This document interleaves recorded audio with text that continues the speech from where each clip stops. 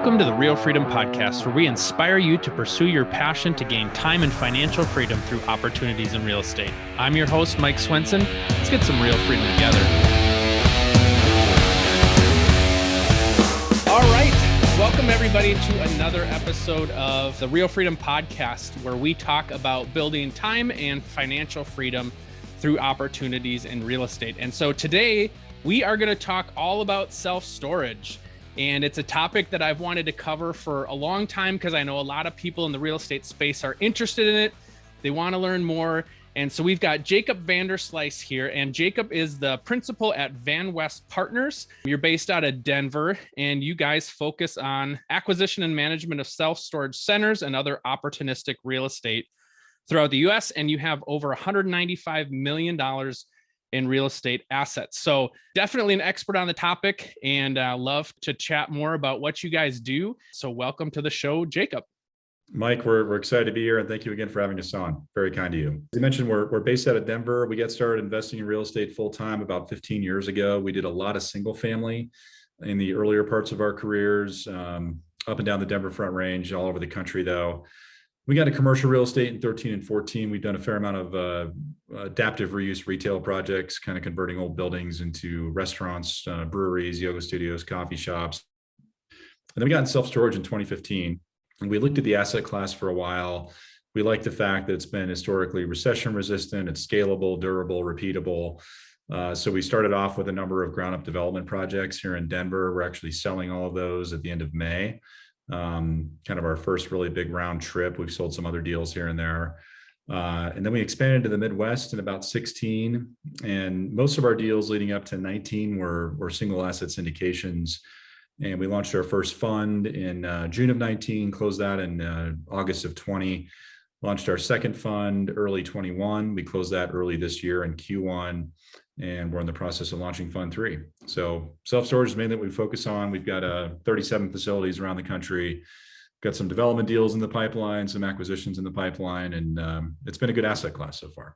So how did you guys decide to start with single family kind of back in the day? And would love to just kind of hear the thought process of the migration there. Because I think it's a natural kind of career trajectory for a lot of people as they start small. And even too, I know there's people out there that they're like, forget the small stuff. Let's just go big right off the bat. But would love to hear kind of how one thing led to another there and how you kind of evolved over time and advanced in your thinking and your mindset around this stuff. Yeah, I really miss the single family days. Those were fun days and kind of simpler times. We started off, I was in the fire service, so I had a lot of time on my hands. So I did a few deals with a buddy of mine on my days off. We'd buy them, renovate them ourselves, lease them out, hold on to them. And then I always want to be an entrepreneur. So I quit my fire job and started doing real estate full time.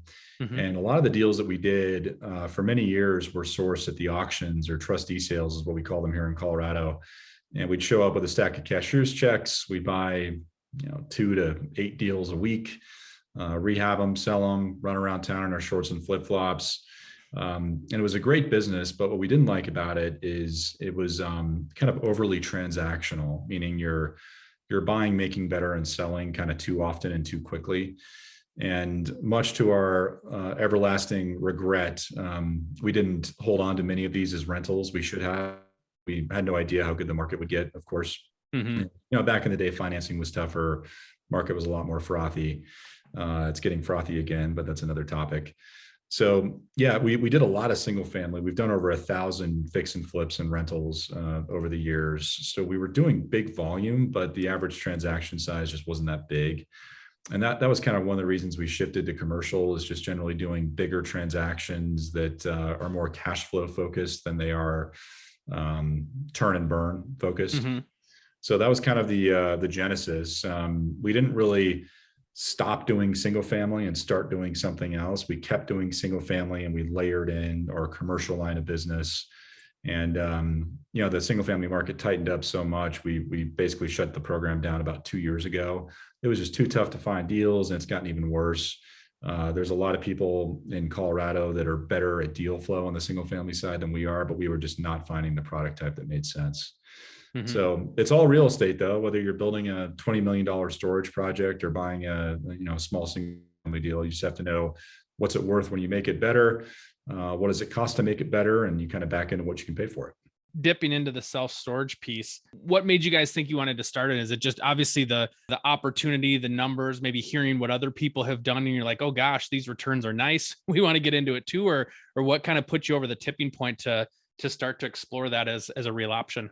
Well, one of my partners had built a storage facility with his parents in high school. He was out there during the summers, running a front end loader and helping GC the whole project. And they still own that facility. So he had some storage experience, and the deal's gone very well for them. And so we kind of knew a little bit about it. We'd also studied it from a downside protection perspective, like which asset class did really well during the financial crisis, and storage was kind of at the top of the list. Mm-hmm. And we thought we were coming up on a correction, 3 or 4 years ago, and we were wrong, right? It just kind of kept going. COVID happened and values got even higher. So we just like the history of it. We like the fact it was scalable. You're leasing out metal boxes to thousands of customers. They're all month-to-month leases. It's been historically durable and repeatable. So that's why we jumped all in, and it's been a good business for us so far. So when you're looking at analyzing a deal, you had mentioned even building some new facilities, acquiring current facilities. What are some of the things that you have to think about when analyzing those deals? Well, it depends on whether you're doing an existing acquisition or you're building something new. Let's just start with an existing acquisition. Somebody's out there, they've got their facility, they're looking to sell it. Maybe they don't know they're looking to sell it, and you approach them. How do you analyze that? Well, the first thing you look at are market rents, and you look at where the existing market rents are historically on the facility you're targeting for an acquisition and how those compare to other market comparable rents in the submarket. And what we see pretty often is we'll see opportunities where the deal is full, mid 90s occupancy, sometimes higher. And the reason for that, typically in storage, you don't want to be too full because it means your rates are too low. So you'll have these kind of mom and pop operators who fill their units up.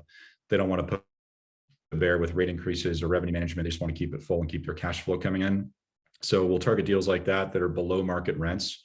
And we'll add some amenities to the facility, like a new gate system, camera systems, upgraded software, customer service, and we'll raise rates over time. One thing you focus on initially are market rates, how they compare to what's at the facility currently. Another thing we look at too are supply ratios. So nationally, there's about 7 or 8 square feet per capita of self-storage. And historically, in markets that are over that number, they kind of become oversupplied. Under that number is prime for acquisitions or development. It kind of depends on the market, but that's something else we'll look at too, are supply ratios in the 1, 3, and 5 mile trade radius. If there's a lot of facilities and a lot of planned deals in the development pipeline, and occupancies are fairly low and rates are low, it's probably not a good place to invest because it's going to get worse. And likewise, in markets where they're tough to entitle, tough to replicate, pretty low supply, those are good markets to buy in. So supply ratios, rents, and outside of self-storage, beyond that, just good real estate fundamentals, location, population density. Is the economy growing or contracting? What's the unemployment rate look like? Are people moving there? Is there in-migration or out-migration? So those are really the 3 main data points we look at when evaluating a new acquisition. So then if you're in a spot where you see obviously the ratios are low, then you're looking at development opportunities in those cities? Development has got to be done in the right markets and the right submarkets, and it's got to be done carefully. So the main risk of development is, first of all, it'll take you almost a year to get a project entitled, depending on the market you're operating in. Mm-hmm. It'll take you 12 to 15 months to build it. Then it'll take you another 18 to 24 months to lease it up and stabilize it. So a lot can happen during that pretty long time frame. Yeah. So you're looking really carefully at what the risk is of new supply being introduced to the market at some point during your development period or your lease up period, how that's going to impact your rates, historic rates, historic leasing velocities, and other competitors in the submarket. But generally, development, you've got to do it in markets that are very tough to get entitled. And that creates higher barriers to entry for other competition to come in and build a competing facility. Where have you guys been focusing on in addition to the Denver area? So we've got actually very few of our deals are on the Denver Front Range. We did an acquisition in Loveland in December of last year. That's about 45 minutes north of Denver. Mm-hmm. But most of our deals are in the Midwest and Southeast. We've got projects in Illinois, Wisconsin, Michigan, Ohio, Tennessee, Florida, North Carolina, Georgia, So we generally like the Midwest and the Southeast, and we found those markets are kind of a good blend of current cash flow, but with also capital appreciation and upside. We generally are not targeting, Class A primary coastal cities just because the yields are so compressed. It's tough to pay a 4 cap on a stabilized product and really extract any value out of it. So we found those markets are kind of a good blend of current yield and of course upside as well. So you identify a market that you want to get into. How does that process work? Do you just open up the yellow pages, do some Google searches of storage units and start calling and try to maybe find some of those kind of mom and pop operations where you can add value right off the bat? Or how do you go hunt down and find those deals? Well, we're sourcing deals in 3 different ways. One way, which doesn't work very often, are just widely marketed deals. Chances are, if it's marketed by a national professional brokerage outfit, we're not going to be able to pay a price that makes sense given how competitive the market is. So we rarely win those deals. Our second deal flow channel is just broker relationships. We've done a lot of deals over the years with various brokers around the country. They'll bring us something with a seller that wants to sell quickly. They don't want to take it to market. They don't want a competitive bidding process. They just want someone who's going to close at their price. So I'd say about 65% of our deals have been off market, meaning not publicly marketed. And the other part of our off market acquisitions pipeline are just direct to seller marketing. So we've got a marketing team that reaches out to self-storage owners that have owned the facility for X number of years. They're not institutionally traded. And we'll call them or send them a letter just saying, hey, we're storage investors. We're not brokers. We'd love to buy your deal. That's gotten us some good acquisitions as well. And what types of facilities do you guys like to invest in? I'm thinking more like kind of the indoor versus the outdoor. Do you guys have kind of a layout that you like, or even a size range that you guys like? Yeah, we have a mix of kind of all different storage facility types. We generally don't like to target deals that are below 30 or 40,000 square feet. That just kind of becomes too small. We'll buy deals that small as part of a portfolio, but in a new market as a single asset acquisition, it's probably too tiny. We have facilities that are traditional self-storage, single story drive up, non-climate controlled, just rows and rows of building and garage doors with drive aisles. We'll have deals that are also single story, but a combination of climate control and non-climate control. And then we'll have deals that have a multi-story component with an elevator access, but also with single story drive up and climate and non-climate controls in addition to the multi-story. And then lastly, we'll target deals that are multi-story elevator access climate control deals.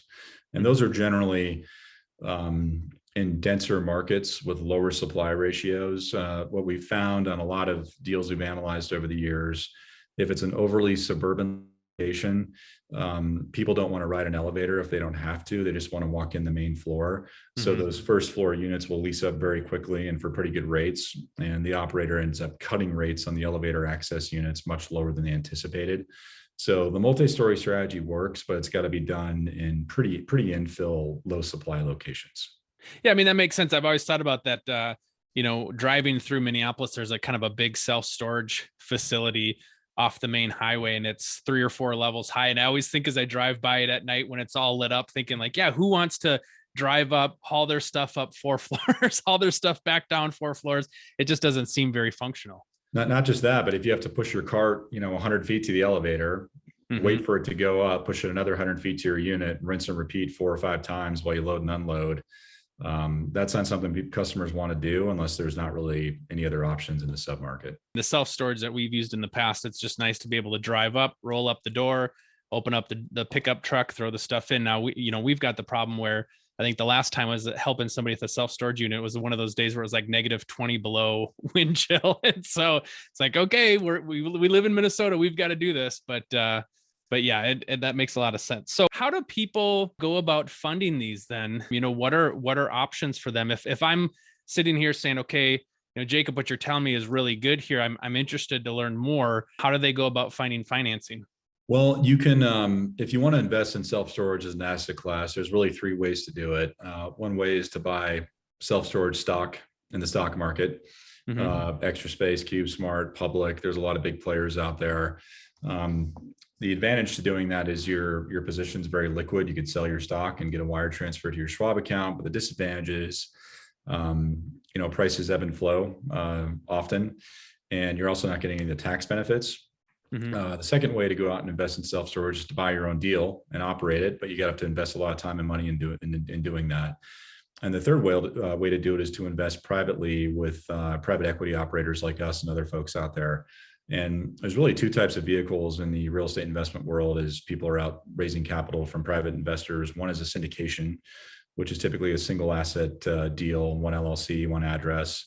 And the other vehicle is a fund. And a fund typically is identical to a syndication, but a fund is a collection of assets. It's almost like a mutual fund of self-storage to a degree. We do both. We generally gravitate towards the fund strategy because of the geographic and cash flow diversification that a multi-property portfolio offers versus one deal. Inevitably, in a given quarter in a 10 property portfolio, you might have one deal that's behind forecast, but the other 9 are kind of balancing that out. And then sometimes that shifts. So the advantages to investing privately is you get the tax benefits, all the depreciation flows through to you as an investor. You're getting economics along the way, you're getting cash flow distributions, and of course you're getting upside as well. So those are really the 3 ways to do it. It's easy to buy a stock, it's easy to invest privately. It's not too easy to go out and buy your own deal. You really got to commit to it. So then in terms of those funds, you're essentially just selling shares in those funds for a certain amount, and you say, hey, funds or shares are X amount of dollars. How many shares do you want, or kind of how do you fill that fund up? Yeah, we typically sell our shares at $1,000 a share. Our last year, we deployed about $40 million in equity across one syndication in our more recent fund. We're launching our 3rd fund here very soon. We're going to target 150 in equity in that fund. And as we raise more capital, more shares are created, and people get a preferred return, they get depreciation, they get upside, and they're an owner member of the entity that's owning all the storage facilities. So it's kind of a good way to participate in the equity side without having to be on the operations side. How are you finding the investor pool for that? I mean, obviously you guys have developed those relationships over time. Do you kind of have your hot list of, hey, we've got a new opportunity, these are the folks that have invested in a lot of our stuff over the years, we're going to go chat with them first, or kind of how do you find those investor partners? Yeah, there's a lot of different ways. One, the most obvious is just long-term relationships. Guys who have been with us for 10 or 12 years, they're always good for $100,000 or $200,000 investment, whatever we're up to. We do a fair amount of marketing. We'll do webinars and email blasts. We have a lot of investors who just filled out a web form on our website. We had a Zoom call, they invested, they've been happy. We have some registered investment advisors that have brought their clients to us. And then we have our higher net worth individuals, some small family offices. So it kind of runs the gamut. We've got people anywhere from a horse jockey to dentists, to doctors, to attorneys, to real estate entrepreneurs. But I'd say our kind of typical investor avatar is people with busy professional lives that are fairly high income earners. And they need a place to park their cash, and they don't want to go out and invest in real estate themselves. We work with a lot of folks like that too. So when you find those people, you kind of talked about that, like you get the preferred returns, you get the upside, you get the tax benefits, the depreciation, all that kind of stuff. Is that essentially the pitch to that type of person is, hey, I know you're busy, I know you've got money, you want to park your money somewhere, here's where you can do that, here's what the that potential return is for you, and go from there? Yeah. We our waterfall is pretty simple. We have an 8% preferred return. Every distribution thereafter goes to return investor capital. So investors are getting 100% of the distributions the fund makes until pref is paid and until their money's back. After that, it's between 70-30 to 80-20 in their favor, depending on how much they invest. So it's a pretty simple structure. If you do the math, investors are getting the majority of the upside. We have some fees baked into our deals that allow us to keep our lights on until the very back end, because people want sponsors to kind of survive and make a living during the hold period, of course. Yep. So yeah, and that's really how our waterfall works. And as I mentioned, the depreciation flows through pro rata to everybody. If you're getting $10,000 a year in distributions, the majority of the time your depreciation from a K1 will wash out a big piece of that. So even though you're getting 10 grand in cash, your taxable income might be $2,000 or $3,000. So there's some tax benefits to investing in real estate, either as a direct owner or passively, of course. Yeah. Cool. Is there anything that you get asked a lot, or any other advice that you might want to share for somebody that is considering either getting into the space, or even like you, just more passively investing into it? Yeah, I think the first deal that you might passively invest in is kind of scary, right? You're giving someone else your money. You don't have a lot of control. But a lot of our investors, they've got money in 15 or 20 different syndications and funds. So I guess my only advice is do your due diligence on sponsors, get to know them, make sure the economics they're representing and return targets are reasonable. Make sure that the set of assumptions that go into producing those returns are also reasonable. And take a risk, right? It's really easy to sit on the sidelines and do nothing. But if you're not investing in real estate, you're not participating in it, and it's, you can overthink things pretty easily. So go out and buy a fix and flip, or invest in somebody's fund or syndication. It's in this inflationary environment with a lot of uncertainty ahead of us, I think focusing on hard assets that produce cash flow is a defensible strategy. For sure. I mean, I just saw in a Facebook group post this morning, somebody was talking about, hey, I'm 1 year away from retirement, and my 401k account just got wiped down by $100,000 because of the stock market dip. And they're like, what do we do? What's the strategy? And, a lot of people are like, well, you kind of got to just ride it out now. Like, you're not going to pull your money out and take the loss. A lot of people are saying, double down on it, stocks on sale, that kind of thing. But that just shows, like, that power of diversification and having something in a cash flow producing asset versus the stock market. There's a lot of benefit to that. So yeah, that's one of the reasons I like real estate. I mean, look at Netflix a couple of weeks ago. I think it went down 30 or 35% in a day.